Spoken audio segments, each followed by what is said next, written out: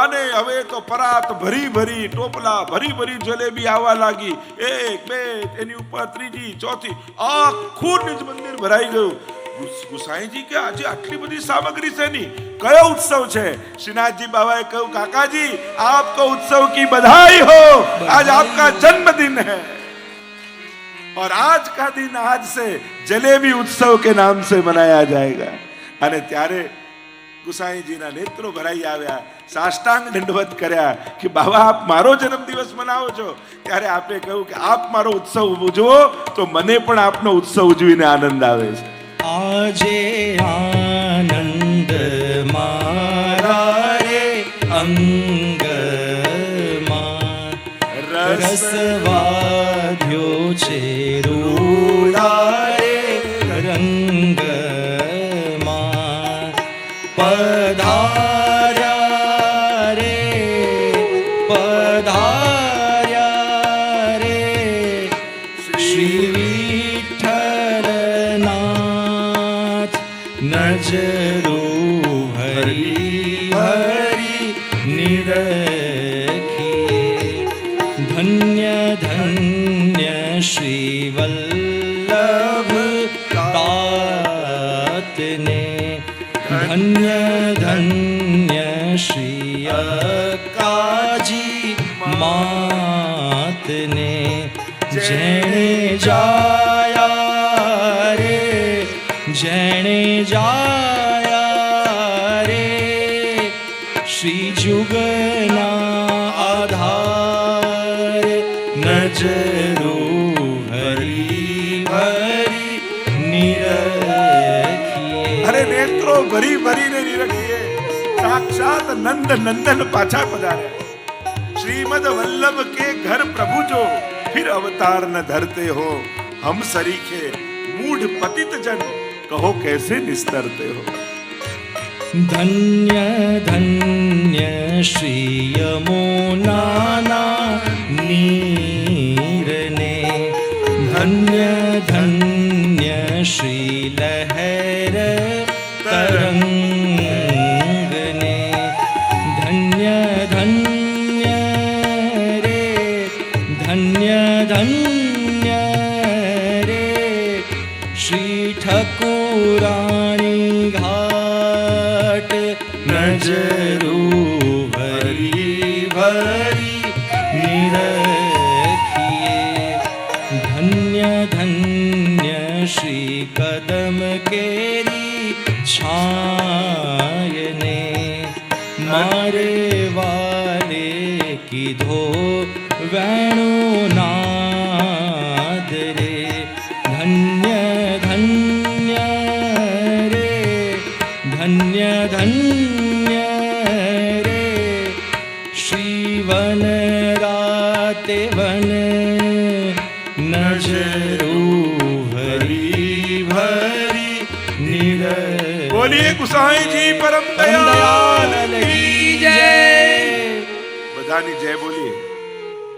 વલ્લભાધીશ શ્યામ સુંદર ગોવર્ધનનાથ પણ ગુસાઈજીને બોલીએ ત્યારે પરમ દયાલ કી જય. પરમ દયાલના અનેક અનેક પ્રસંગો છે. અત્યારે ચર્ચાનો સમય કદાચ નહીં રહે પણ કેટલા પ્રસંગો આમ સ્ફુરે જ્યારે કોઈ એક સ્વરૂપનું ચિંતન કરતા હોઈએ ત્યારે સ્વરૂપ ચર્ચા, નામ ચર્ચા, લીલા ચર્ચા, ધામ ચર્ચા બધાની મહત્તા ચારે પ્રકારથી સ્વરૂપની ચર્ચા કરી શકાય. ભાગ્યશાળી છીએ. બીજે બધે ગુરુ ભગવાન પાસે મોકલે, આપણે ત્યાં તો ભગવાન જ ગુરુ બની આપણને મળી ગયા છે. એ જ મહાપ્રભુજી રૂપે ગુસાઈજી રૂપે આપણા માથે ન્યારો દેખતો તો ન્યારો ગાતો. બે ભેદ જોયા હોત તો ભેદ કરીને ગાત. સૂર કહા કહે દ્વિવિધ આંધરો બિના મોલ કો ચહેરો. અને કેટલા 252 પ્રસંગોમાં શ્રી ગુસાઈજી પ્રભુ સાક્ષાત છે એનો અનુભવ કરાવ્યો છે. સીધા ભાગવતની કથામાં પ્રવેશ કરીએ. નંદ મહોત્સવની લીલા, જેની આ 500 વર્ષની લીલાને આપણે ગાઈ રહ્યા છીએ, એ હજારો વર્ષ પૂર્વે બ્રજમાં કેવી લીલા કરી હતી એનું ચિંતન આપણે કરવાના છીએ. પ્રથમ સ્કંદને આપણે વિરામ ગઈકાલે આપ્યો. દ્વિતીય સ્કંદ સાધન લીલા, 3 પ્રકરણ તત્વ ધ્યાન, અમૃત પ્રસાદ અને મનન પ્રકરણ. ઉત્તમ પ્રશ્નોને સાંભળી સુખદેવજી પ્રસન્ન થયા. શ્રેષ્ઠ પ્રશ્ન પણ સદવિચારવાળાને આવે છે. ઉત્તમ જિજ્ઞાસા જાગવી એ પણ સૌભાગ્યની વાત છે. એટલે કહ્યું અથા તો બ્રહ્મ જિજ્ઞાસા, બ્રહ્મ માટેની જિજ્ઞાસા. શરીર, સંસાર, એના માટે તો પ્રશ્નો બધાને લાગેલા છે. ભગવાન અને આત્મા માટેના પ્રશ્નો જાગવા એ ગુરુ કૃપા હોય તો જ એ શંકા જાગે, સંશય જાગે. પ્રશ્ન સાંભળીને પ્રસન્ન થયા. અને એટલા માટે કોઈ પણ પ્રશ્ન નાનો નથી હોતો. મનમાં ખૂચે છે તો પૂછવું, સહજમાં અનુભવી લોકોને પૂછવું, જાણકાર લોકોને પૂછવું. કયું જેનું મૃત્યુ નિકટ હોય એને શું કરવું જોઈએ, જીવ માત્રના કલ્યાણનો ઉપાય શું, એનો ઉત્તર આપતા કહ્યું કે ભગવાનની ભક્તિ દ્વારા જ. તસ્માત ભારત સર્વાત્મા ભગવાન ઈશ્વરો હોય. એને જ શ્રવણ કરો, મનન કરો, કીર્તન કરો. અનેક સૃષ્ટિ વિષયક પ્રશ્નો કર્યા છે. ભગવાન ક્ષીરસાગરમાં નાભીમાંથી કમળ, કમળમાંથી બ્રહ્માજી ચારે તરફ જુએ છે કે હું આવ્યો ક્યાંથી. નાળમાં ઘૂસ્યા અંદર કમળની, પણ પોતે અંત ન પામ્યા. બહાર આવ્યા, ચારે બાજુ જળ, અવાજ સંભળાય, તપ તપ તપ તપ કરવા બેઠા. પ્રભુ પ્રસન્ન થયા. ચતુશ્લોકી ભાગવતનો ઉપદેશ બ્રહ્માજીને આપ્યો. આજે 18,000 શ્લોકો છે ને, એ મૂળ ઉપદેશ ભગવાને 4 શ્લોકમાં બ્રહ્માજીને આપ્યો હતો. અને 4 શ્લોકમાં પ્રભુ બોલતા આજ્ઞા કરી, અહમેવા સમેવાગ્રે નાન્યદ યત સદ સત્પરમ પશ્ચાદહમ યદેતચ્ચ યો વશિષ્યેત સોસ્મ્યહમ. કાંઈ નહોતું ત્યારે હું જ હતો, બધું જ છે તો રૂપ નામ વિભેદેન જગત ક્રીડતી યો યત. હું જ ક્રીડા કરી રહ્યો છું. કંઈ નહીં રહે ત્યારે હું જ રહીશ. ઓમ પૂર્ણમદઃ પૂર્ણમિદં પૂર્ણાત પૂર્ણમુદચ્યતે પૂર્ણસ્ય પૂર્ણમાદાય પૂર્ણમેવાવશિષ્યતે. એ પૂર્ણ છે. સુંદર ચર્ચાઓ આવી, અનેક પ્રકારની સૃષ્ટિના સર્જનની કથાઓ આવી. દશવિધ લીલાઓનું વર્ણન કર્યું કે ભાગવતમાં મુખ્ય 10 પ્રકારની લીલાઓ છે. અને એનું વર્ણન કરતા કહ્યું, અત્ર સર્ગો વિસર્ગશ્ચ સ્થાનમ પોષણમૂતય મન્વંતરેશાનુકથા નિરોધો મુક્તિરાશ્રય. સર્ગ લીલાથી શરૂ થાય તો આશ્રય લીલામાં વિરામ થાય. 3જા સ્કંદથી 12મા સ્કંદ સુધી પ્રભુની દશવિધ લીલાઓનું વર્ણન છે. શ્રી કૃષ્ણમ પરમાનંદમ દશલીલા યુતમ સદા સર્વભક્ત સમુદ્ધારે વિસ્ફુરંતમ પરમ નુમા. આપણે ત્યાં આ દશવિધ લીલાઓ 3ય સ્કંદથી સર્ગ લીલા શરૂ થાય, 12મા સ્કંદમાં આશ્રય લીલામાં વિરામ પામે. દશલીલા યુતમ સદા ભગવાનની મુખ્ય 10 લીલાઓ છે. એનું વર્ણન 3ય સ્કંદથી પ્રારંભ થશે. 3ય સ્કંદમાં પ્રવેશ કરીએ. બોલો કૃષ્ણ કનૈયા લાલ કી જય. સર્ગ લીલા. સર્જનમ સર્ગ. આ જે કંઈ પણ સર્જન છે ઈશ્વર દ્વારા છે. ઈશ્વર જ પોતે સર્જિત થયો છે. જેમ વેદાંતના શબ્દોમાં કહું તો માટીથી ઘડો બને તો માટી ઉપાદાન કારણ કહેવાય, કુંભાર બનાવે તો એ નિમિત્ત કારણ કહેવાય. એમ જ આ સૃષ્ટિનું નિમિત્તોપાદાન કારણ સ્વયં ભગવાન જ છે. બ્રહ્માજી સર્જન કરે ને ભગવાન સર્જન કરે, આ બંનેમાં ફરક એવો. બ્રહ્માજી સર્જન કરે ત્યારે રો મટીરિયલ, ત્યારે બ્રહ્માજીને પણ સર્જન કરનાર પરમાત્મા છે, અને ભગવાન જ સર્જિત થાય છે. એટલે ભગવાનનું સર્જન વિશેષ છે. અહીંયા સર્ગ લીલામાં 2 પ્રકારના સર્ગ મહાપ્રભુજી બતાવે, દૈવી સર્ગ અને આસુરી સર્ગ. બંધ સૃષ્ટિ અને મુક્ત સૃષ્ટિ. પુષ્ટિ પ્રવાહ મર્યાદા ભેદ નામનો ગ્રંથ મહાપ્રભુજીનો 16 ગ્રંથમાં છે. એમાં 3 પ્રકારની સૃષ્ટિની મહાપ્રભુજીએ વાત કરી, પુષ્ટિ સૃષ્ટિ, મર્યાદા સૃષ્ટિ અને પ્રવાહી સૃષ્ટિ. ગીતાજીમાં પણ ભગવાને દૌભૂત સર્ગો લોકેસ્મિન એમ કહીને 2 પ્રકારની સૃષ્ટિની વાત ગીતાજીમાં પણ કરે છે, દૈવી સર્ગ અને આસુરી સર્ગ. બંને પ્રકારના લોકો દુનિયામાં છે જ, પણ ઘણીવાર આપણને આસુરી વૃત્તિઓ વધારે પ્રબળ દેખાય દૈવી કરતા. તમે ક્યારેક કોઈ કથામાં એવું સાંભળ્યું, એક દુબળો પાતળો ગરીબ અસુર હતો. હંમેશા શું કહે, બહુ સોનાની લંકા વાળો, 10,000 હાથીના બળ વાળો. હંમેશા અસુરોને કેવા બળવાન બતાવવામાં આવે છે. ક્યારેક કોઈ ગરીબ બિચાર અને બ્રાહ્મણ માટે કે કોઈ સંત માટે કે મહાત્મા માટે કે કોઈ અસુર માટે આવું કે ક્યાંય કોઈ કથામાં આવ્યું? હંમેશા અસુરો બળવાન દેખાય છે. પણ ગમે તેટલો બળવાન હોય, ધર્મની આગળ તો એની હાર જ થાય છે. ધર્મની મહત્તા બતાવવા માટે આસુરી વૃત્તિઓને બળવાન બતાવવામાં આવે છે કે આટલું 10,000 હાથીનું બળ હોય ને તો એ રામ આગળ રાવણ ટકી શકે એમ નથી. ધર્મ અને સત્યની આગળ આસુરી વૃત્તિઓ ટકી શકે એમ નથી. અને એટલા માટે હંમેશા વિલનને પાવરફુલ જ બતાવવામાં આવે, અને તો જ હીરો એના કરતા વિશેષ દેખાય કે આને મારી શકે એમ છે. અહીંયા દૈવી અને આસુરી બંને સર્ગ છે. ભગવાનને એમ થયું કે આ પાંડવો અને કૌરવોની વચ્ચે યુદ્ધ થાય એ સારું નહીં. કંઈક ઉપાય કરું તો યુદ્ધ ટળી જાય. અને દૂત બની ભગવાન દુર્યોધનને સમજાવવા માટે આવ્યા. દુર્યોધન પાસે પ્રભુ પહોંચ્યા છે.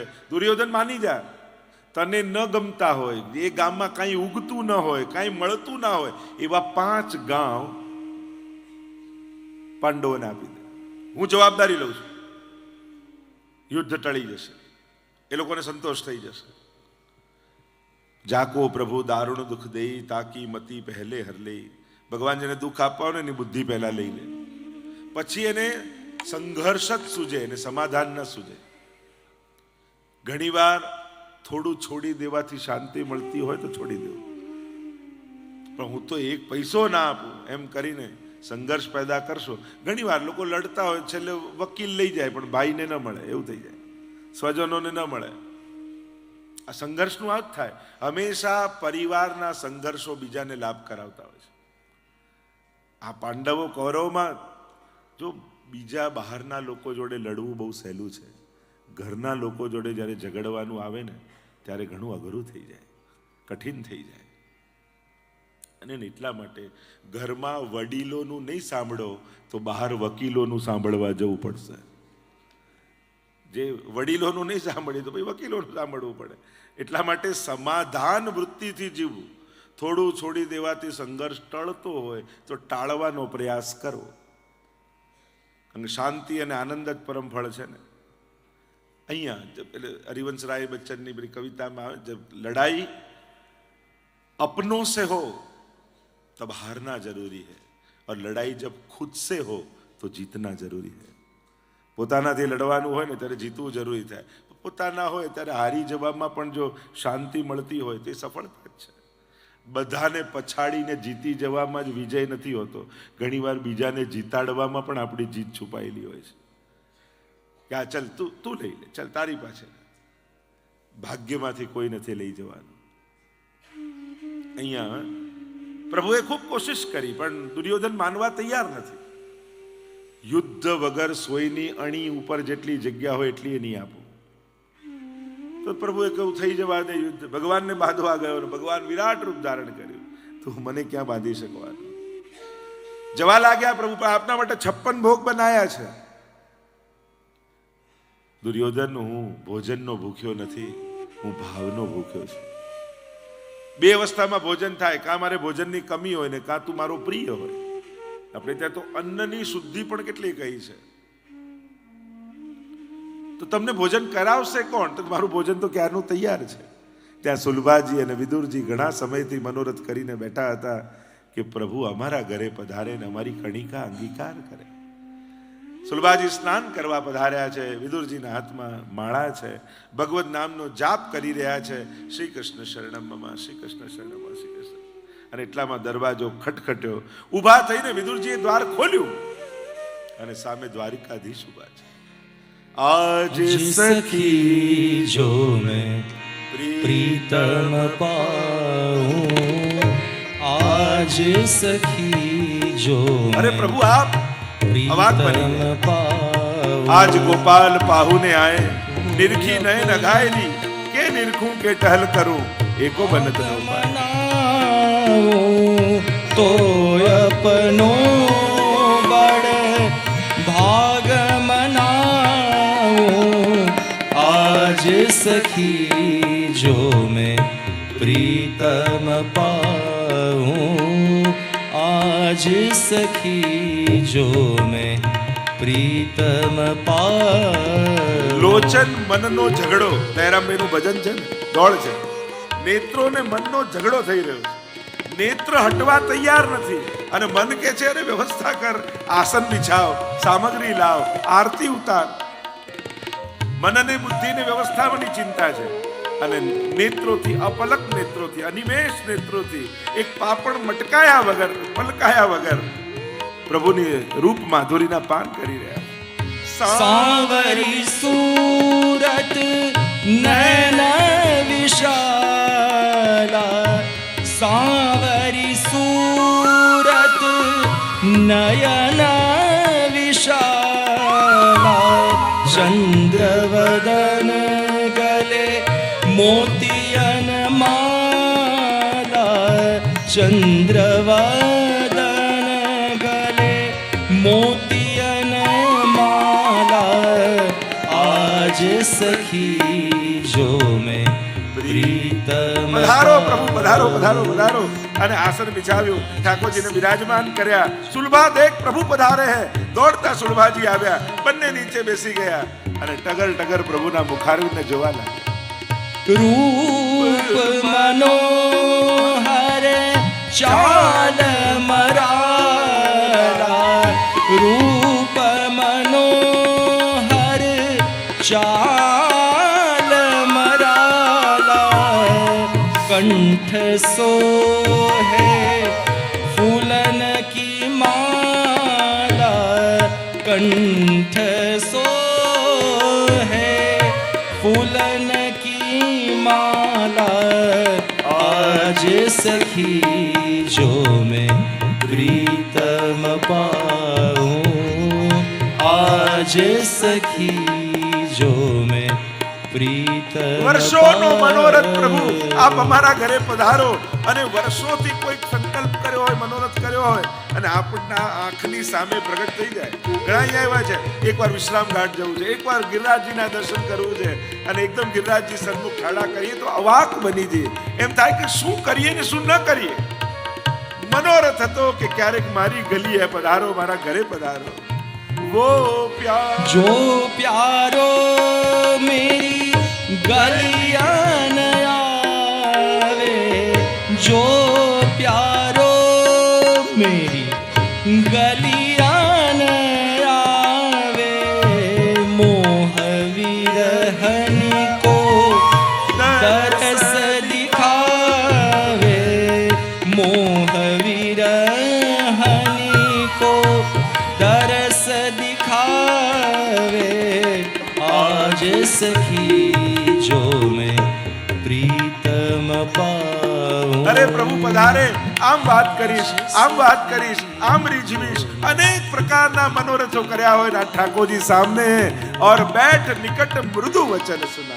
नेक निकट मृदु वचन सुनावे, नेक निकट मृदु वचन सुनावे, मैं उनको हंसी कंठ लगाऊं, मैं उनको हंसी कंठ लगाऊं, आज सखी जो मैं प्रीतम पाऊं।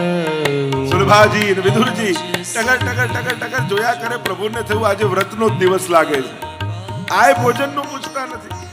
કાકાજી બહુ ભૂખ લાગી છે। અરે પ્રભુ હાથ તો અમારો મનોરથ હતો, દોડતા કેળા લઈને આવ્યા, બીજું કંઈ ઘરમાં હતું નહીં, છાલ છોલે પણ નેત્રો તો પ્રભુ સામે જ, કાંઈ પણ કરે જુએ ઠાકોરજી સામે, કેળા છોલે, કેળું ફેંકે, છાલ ઠાકોરજીને આપે, પ્રભુ જુએ। પત્રમ પુષ્પમ ફલમ તોયમ, મારે બોલવાનું જ છે, લાવો એ પહેલા પ્રેક્ટિકલ કરી લો। છાલ આરોગવા લાગ્યા, एक बार, बे बार ने दृष्टि गई विदुर जी ने, अरे सुलभा ये क्या कर रही हो, ऐसे आरोगाया जाता है, लाओ छोल्યું, છાલ ફેંકી કેળું આપ્યું. પ્રભુ આરોગ્યા ને એટલું બોલ્યા, કાકાજી જે છાલમાં મીઠાશ હતી એ કેળામાં નથી. जब वो मोसो कहता है प्यारी, जब वो मोसो कहता है प्यारी, तब में फूली अंगन समाऊं, तब में फूली अंगन समाऊं, आज सखी जो मैं प्रीतम पाऊं. राग रंग में चतुर सुर प्रभु कैसे सुख उपजाए रे, आज गोपाल पाहु ने आए निरखी नयन गाए. મનોરથ પૂરો કર્યો છે સુલભા વિદુરજીનો અને પ્રભુ ત્યાંથી પધાર્યા છે. મનમાં કોઈક ને કોઈક અલૌકિક મનોરથ જરૂર લાગે. તમને ભલે અસંભવ લાગતો હોય પણ પ્રભુ ઈચ્છે ને તો એ જરૂર પૂરો કરશે. હું તો કહું ને, સામર્થ્ય કરતા વધારે ઊંચો મનોરથ કરો. ક્યારે પણ મનોરથ કરવામાં પોતાના લૌકિક સામર્થ્યને નહીં જોવું.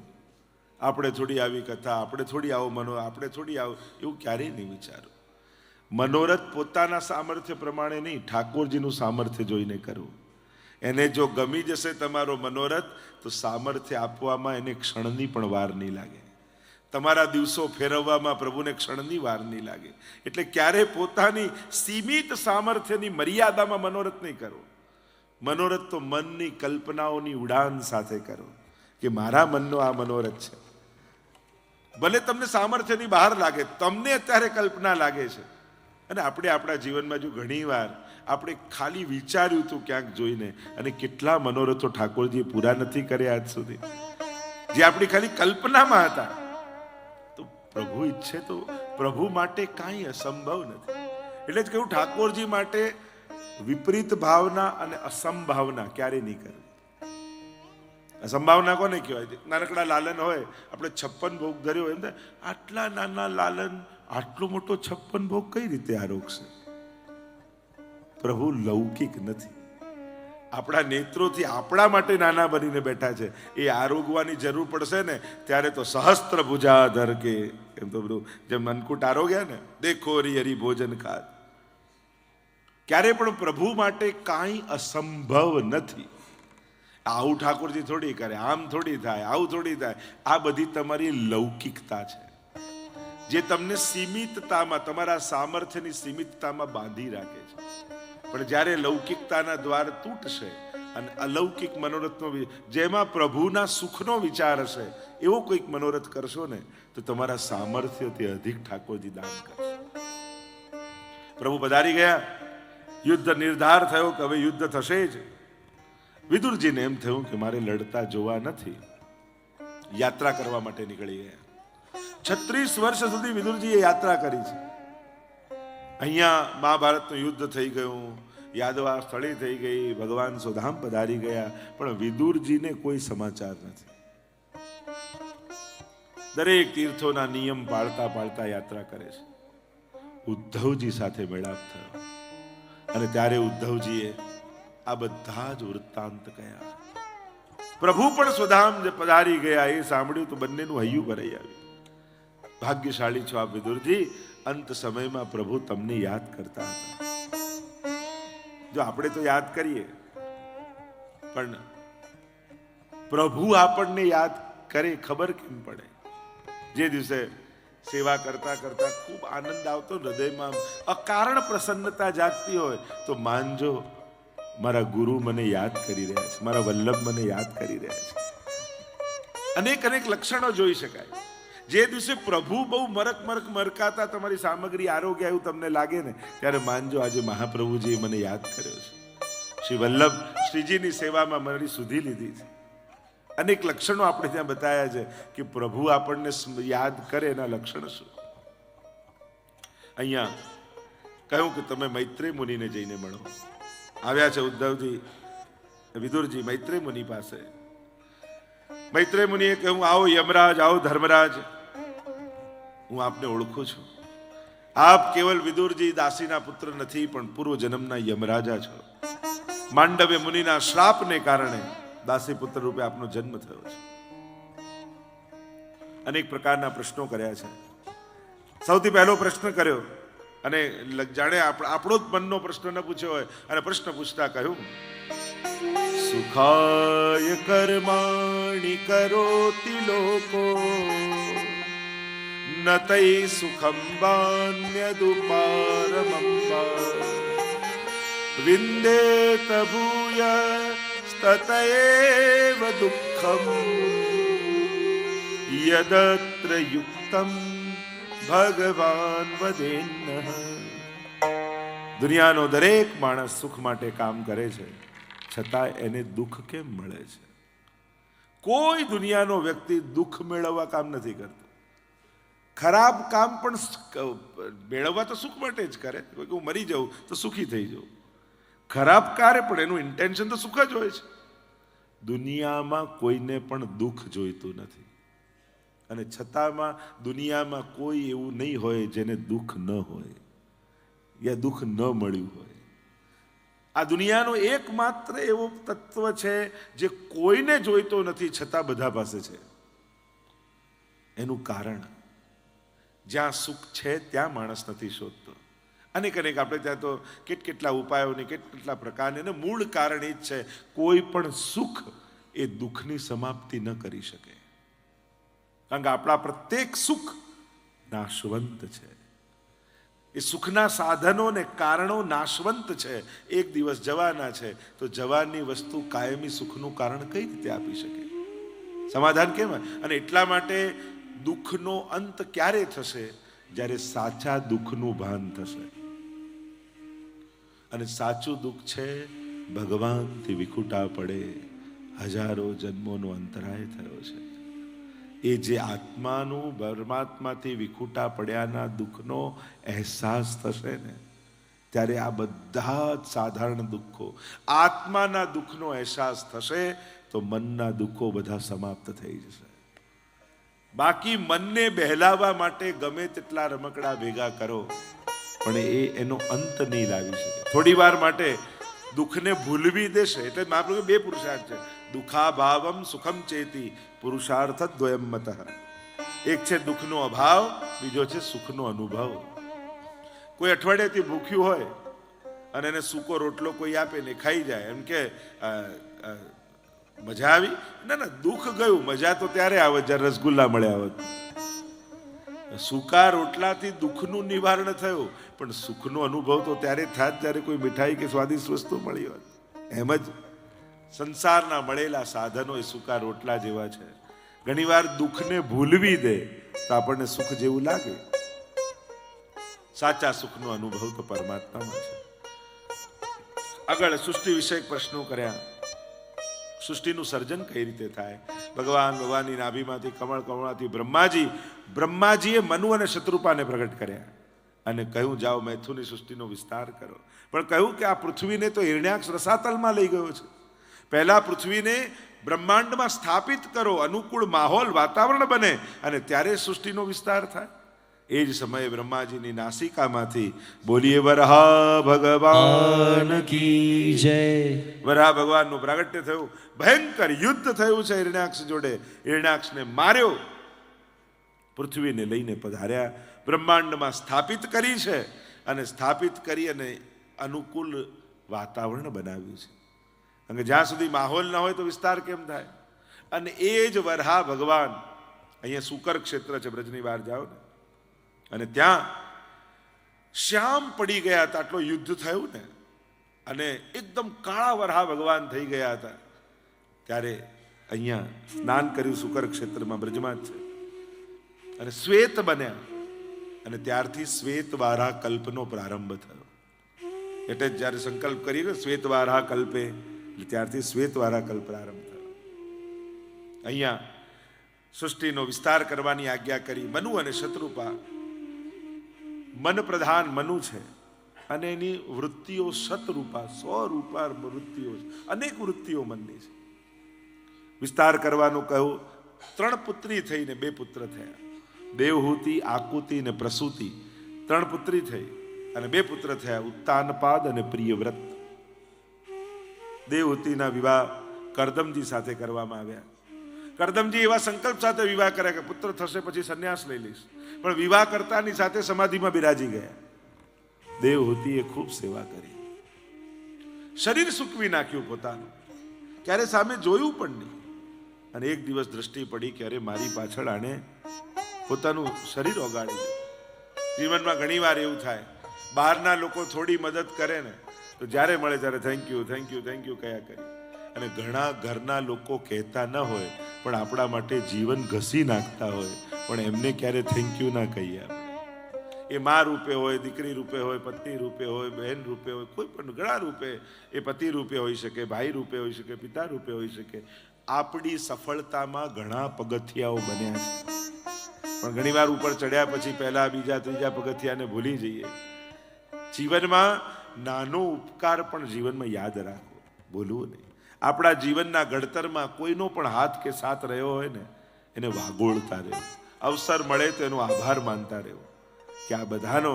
કારણ કે આપણે કે હું અહીંયા પહોંચ્યો તો આપણે એકલા નથી હોતા, કેટલા લોકો પગથિયા બન્યા હોય છે, નાની મોટી કેટલા લોકોની મદદ અને સાથ જીવનમાં આપણે લીધો હોય છે, પણ એને આપણે ભૂલી જતા હોઈએ છીએ. સજ્જન વ્યક્તિઓ સ્મરણ કરતા હોય છે. અને જેટલા ઝાડ પર ફળ ઉગે એટલું ઝાડ ઝૂકતું જાય, એમ તમારામાં જેટલા ગુણો, સામર્થ્ય, પદ, પ્રતિષ્ઠા મળતી જાય એમ નમ્રતા વધવી જોઈએ. હું અહીંયા છું એની પાછળ ઠાકોરજીના આશીર્વાદ છે. જેટલી દીનતા, નમ્રતા આવશે એટલું તમારું સન્માન વધશે. આ 2-3 વસ્તુ માંગવાની ન હોય, મેળવવાની હોય. માન માંગવાનું ન હોય, મેળવવાનું હોય. માન માંગવા જશો ને લોકો આપી પણ દેશે, પણ એને આપ્યું એ એની મહાનતા છે, આપણી નહીં. સન્માન કરનારની મહાનતા છે કે આપણને એ માન આપી રહ્યો છે. પણ માંગીને મળે એની શું મજા છે? પ્રેમ માંગવાનું ન હોય, મેળવવાનું હોય. માંગીને મળે એનો શું આનંદ છે? તો અમુક વસ્તુ તો પ્રાપ્ત કરવાની હોય, સન્માનનીય બનવાનું હોય. એટલે લોકો પ્રશંસા કરે ને તો એને અપેક્ષા માનીને સ્વીકારવી કે મારી પાસે આ અપેક્ષા રાખે છે. તમને કોઈ ભગવદી કહે, વૈષ્ણવ કહે, આમ કહે, તમારી પ્રશંસા કરે તો માનવું કે મારે આવું બનવાનું છે. ઠાકોરજી આના મોઢે બોલાવી રહ્યા છે, તું ભગવદી થા, તું વૈષ્ણવ થા. એને અપેક્ષા રૂપે લો, પોતાની યોગ્યતા રૂપે. હું તો આમ છું એવું માની લેવાની સૌથી મોટી ગેરસમજ જ એ છે કે દુનિયાના માન મેળવી પોતાને સન્માનની સમજી લેવું.